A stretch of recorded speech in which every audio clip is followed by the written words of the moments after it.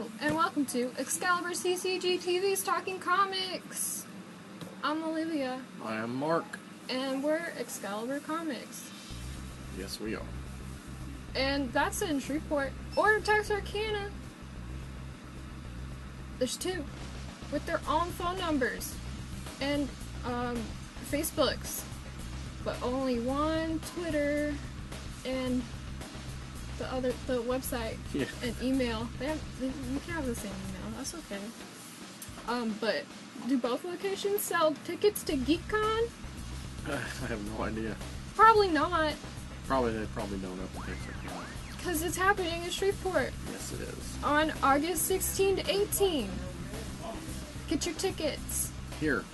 I mean, you can get them online, I guess. You can get them at the place, too. But there's no humanity in that. This is true. You know? Sometimes there's no humanity here. That's okay. At least there's a person. Let's talk about all the new books hitting the shelves this week of, whatever day. June 12th. June 12th? Okay. 2019. Yep. Okay, let's do it. Alright, from DC Comics. Event Leviathan, number 1 of 6. It's here. Brian Michael Bendis and Alex Maleev. The groundbreaking and always inventive team of writer Brian Michael Bendis and artist Alex Maleev reunite on a mystery thriller that stretches across the DC universe and touches every character from Batman to Superman to The Question to Talia al Ghul. With startling ease, a newly dangerous and aggressive Leviathan wipes out all its competition and now turns its sights to molding the world into its own vision of order. Can the new threat's growth be stopped? And who's guiding its new agents of chaos? Dun, dun, dun.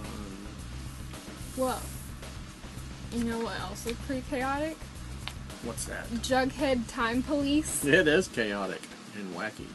Number 1 of 5 from Archie Comic Publications, which I don't know if that means it's Archie or Archie Horror, because I don't know. I didn't look it up. You can look it up if you want.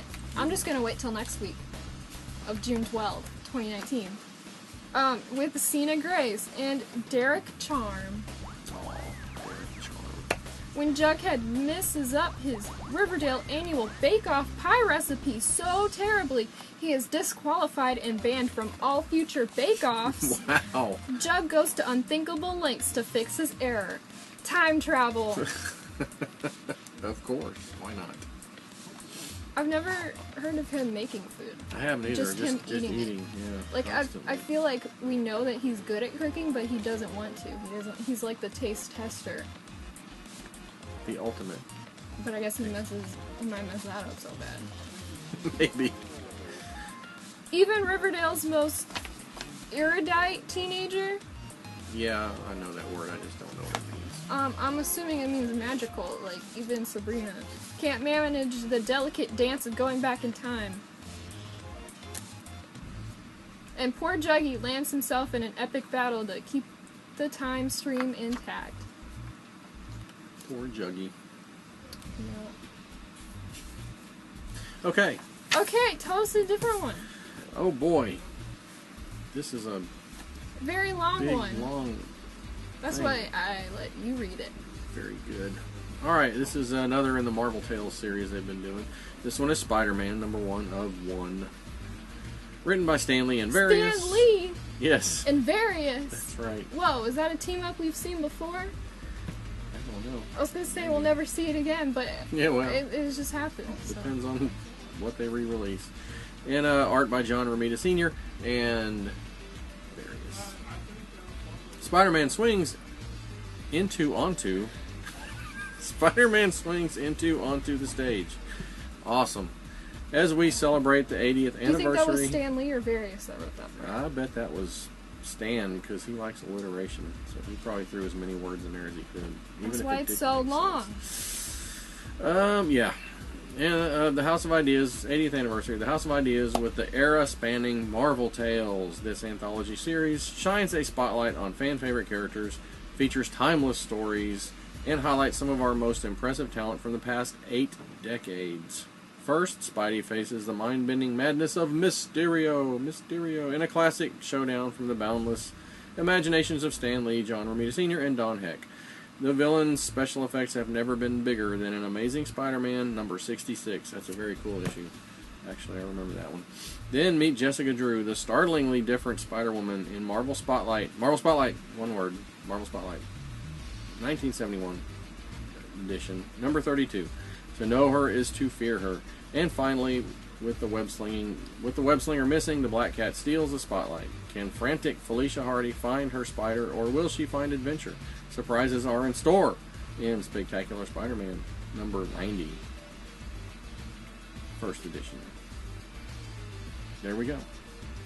That's a lot of Marvel tales. Do you think Jen Bartel's going to do the cover again? Yes, probably. So they didn't write her name. Well, I guess they put author. They put the writer, and then if it's writer and cover. Yeah, well, they put the cover artist sometimes on those, but I always erase them because there's 50,000 covers on every book. Oh, that's true. Red Sonja, Birth of She-Devil, without a dash? I guess you call it a hyphen. No hyphen on She-Devil. Number 1 from Dynamite, with Luke Lieberman and Sergio Davila. I like his art, actually.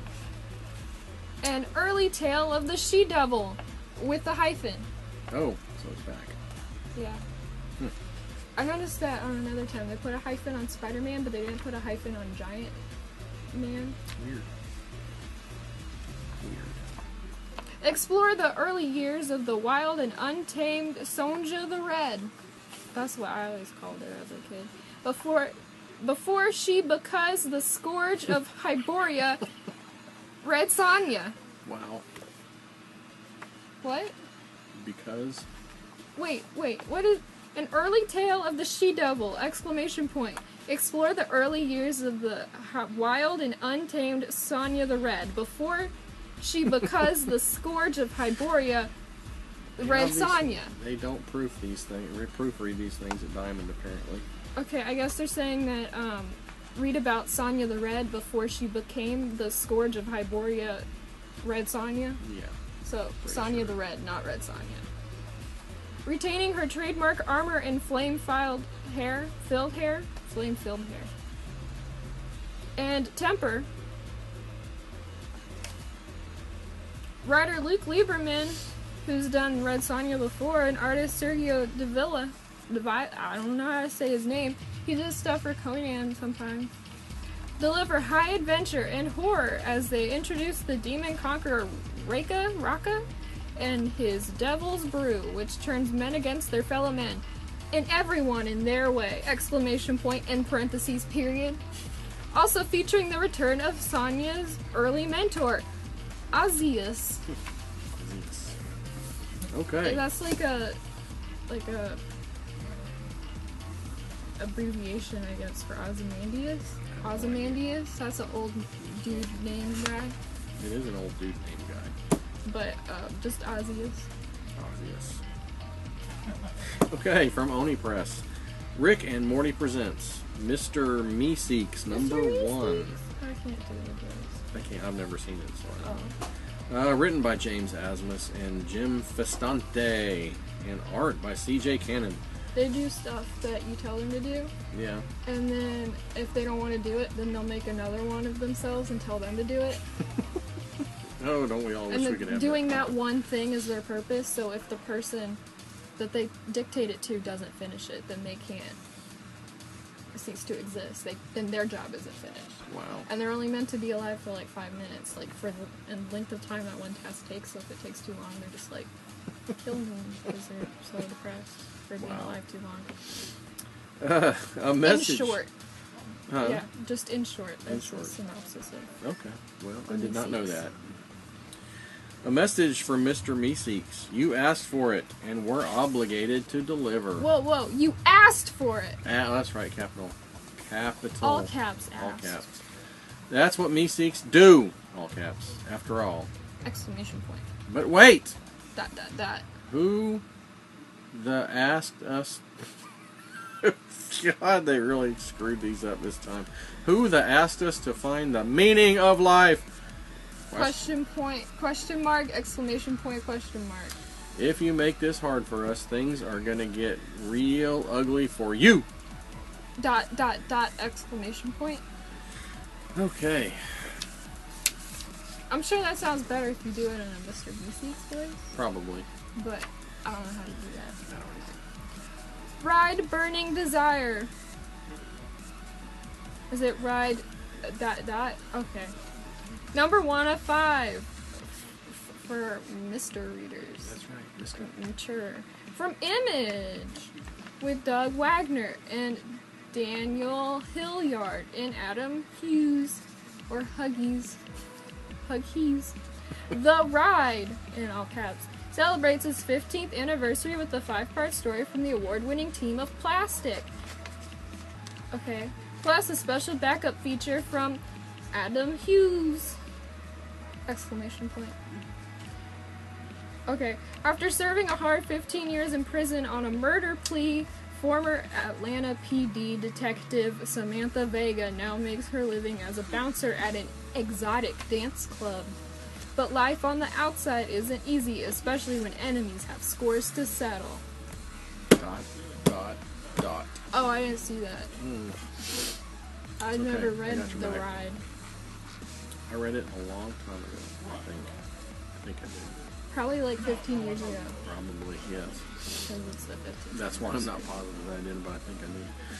Alright, from Marvel Comics, Silver Surfer Black, number 1 of 5. Written by Donny Cates and art by Trad Moore. One of Chris Hunter's favorite artists. Spinning out of Guardians of the Galaxy, number 1. Almost the entire galaxy's defenders have been blown through a black hole, including the Silver Surfer. But the story doesn't end there. ...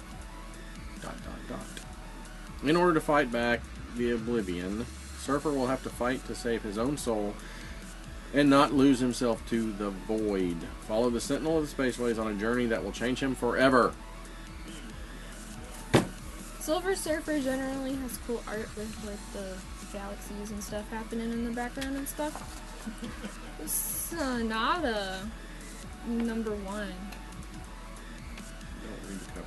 I forgot to. I wasn't going to. Okay. That's the name of one of the clothing company brands in a DS game from like 2008. What is it? The game's called Style Sappy, and it's a really good game, and there's like 5 of them now, and I only have the first 2. You got some catching up to do. I do. And like number 3, you can play as a boy. Ooh. David Hine, Brian Haberlin, and also Brian Haberlin and Gerard Van Dyke. Gerard Van Dyke. 2 cultures clash on a planet they each believe is their promised land. Whoa, never heard that before. The Rons are a peace-loving people, but the Tayans are a race of warriors who seek to colonize and control. The mysterious sleeping giants also call this place home, though no one knows if they're monsters or the gods of legend. Just one legend. One. Yeah, legend. And amidst all this, it's spelled correctly, I'm just bad at saying that word, a young woman named Sonata is willing to break all the rules to find her place in this world, and she's not about to let sleeping gods lie. Okay. Like a Sandman. Does Sandman show up? Well. Don't let him lie. Don't let him lie to you. Sandman's always spitting truth. Okay, from Aftershock, it's Trust Fall, number 1. What? Christopher Sabella with the writing and art by Chris Visions. That's a cool last name. Visions. Ash Parsons was raised to believe she's special. As someone with a quirk of genetics that lets her teleport things, she's the golden goose of her family. Her family is the foundation of a struggling criminal outfit trying to get ahead in the world, and Ash is able to pop out whole fleets of cars and entire bank vaults. Why are they struggling if she can do all that? But while she can teleport valuables and her accomplices, she can't teleport herself, making every job a trust fall with her family there to catch her and escort her to safety.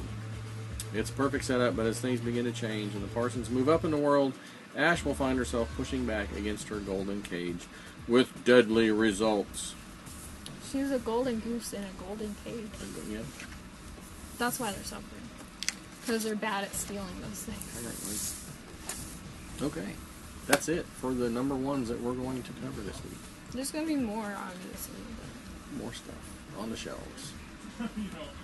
At least on the shelves. I don't know about number one. But yeah, there's going to be more stuff on the shelves.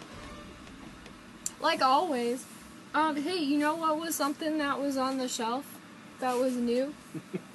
Tell me. Tell us. The Batman, The Last Night on Earth, book 1. See, he's got the, like I said, it's a Green Lantern thing, but, like, as in it's a lantern. But it's got a Joker head in it. Well, he talks. The Joker head talks. Yeah. And he's like, I'm just a head. What? What? And he just says jokes the whole time. He's like, I wrote a poem for you, and then he forgets the poem a lot. So it starts out, he's like, I'm gonna solve this case, and there's like chalk lines, and then they like make a shape, and he's like, I'm gonna find out who did this, and then he finds a dead kid or something that might that either is him or symbolizes him. I don't think it's real. That happened. And then, you have imagined all of this Batman stuff, which is not a crazy storyline. I see lots of flies in there. Yeah, I don't. There's just a fly chilling around that they zoom up on. A close up. Yeah, I don't know. I think that's just. I don't know. I can't explain the fly thing, but they're like, oh, your doctor's the Joker, and your physical therapist is Harley Quinn, and your, what all. Interesting. And then he's like, oh, well, that's fake. Oh, and now I'm in the Gem world. Isn't that where the Young Justice people are, Gem world? Or Gem something.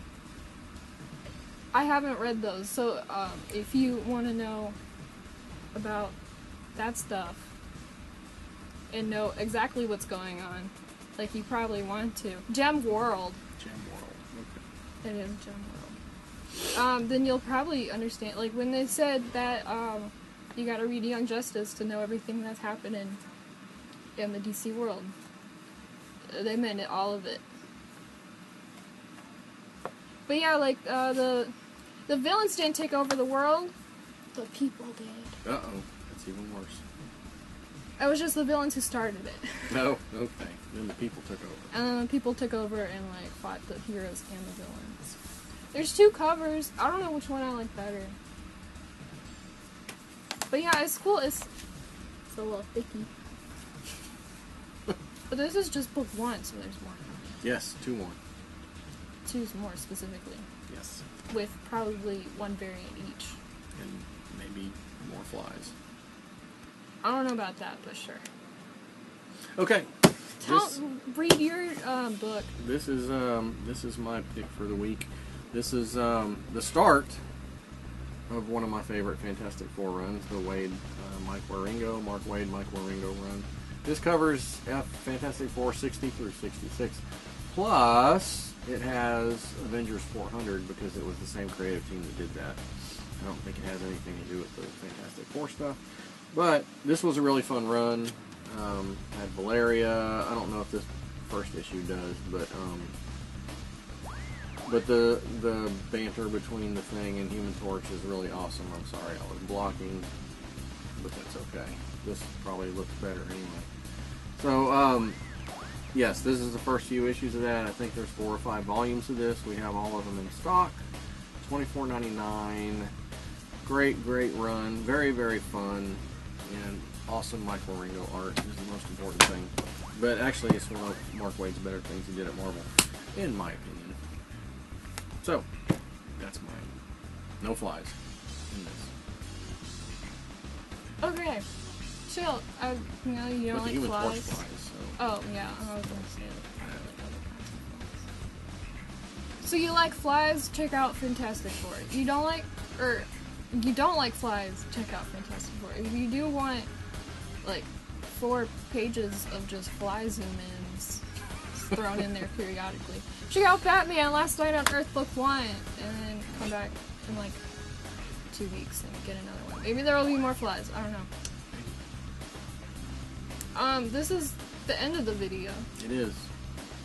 Be sure to like, comment, subscribe, favorite, rate 5. That used to be a thing. Did it? Yeah, you had a star rating system. Oh, yeah. Like in like 2009. Back in the old days. Share, hit the bell for Yes. notifications. That's fairly new. That's only been around for like 2 years.